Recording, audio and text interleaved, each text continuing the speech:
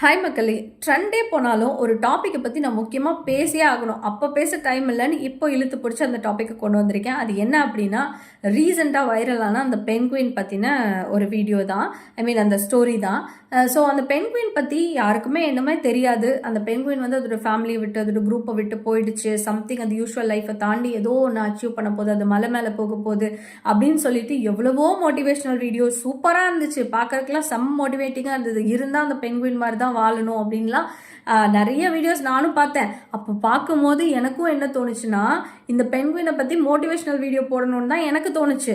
ஆனால் லேட்டராக இதை ஏன் இப்படி நம்ம யோசிக்கக்கூடாது அப்படின்னு என்னோட இன்டர்பிரிட்டேஷனில் யோசிக்கும் போது தான் எனக்கு தெரிஞ்சுது, ஒரு நார்மலாக ஒரு பென்குயின் அது. ஸோ அது பென்குயினோட இயல்பு பற்றியோ எதுவுமே தெரியாதவங்க ஜஸ்ட் அந்த ஒரு வீடியோவை பார்த்து அவங்களாம் அதை வந்து ஒரு மோட்டிவேஷனாக அவங்களோட இன்டர்பிரேஷனில் எடுத்திருக்காங்க.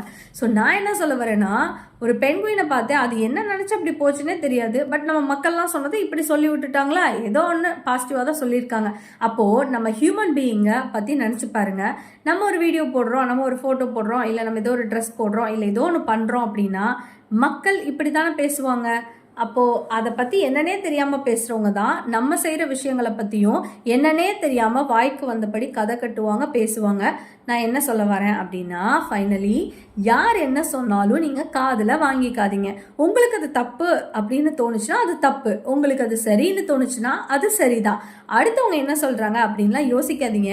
ஏன்னா குருட்டாம்போக்கில் இப்படி தான் மக்கள் வந்து யோசிச்சு உங்களை பற்றி தப்பாக பேசுறது, உங்களுக்கு கெட்டது நினைக்கிறது, உங்களுக்கு வந்து ஏதாவது ஒன்று பின்னாடி ஏதாவது வந்து பயங்கரமாக செஞ்சு வைக்கணும், தட் இஸ் உங்களுக்கு ஆப்பு வைக்கணும் அப்படிலாம் நினைக்கிறவங்களாம் நிறைய பேர் இருப்பாங்க. ஸோ இந்த மாதிரி தான் நம்ம மக்கள் இருப்பாங்க. நிறைய நடக்கிற விஷயங்களெல்லாம் யோசிச்சு பாருங்கள். யோசிச்சு பார்த்து இந்த மாதிரிலாம் நீங்கள் வித்தியாசமாக மாற்றி யோசிச்சிங்கன்னா கண்டிப்பாக எந்த ஒரு விஷயத்துக்கும் நீங்கள் ஃபீல் பண்ணி உடஞ்சி போய் உட்காரவே மாட்டீங்க. So keep going.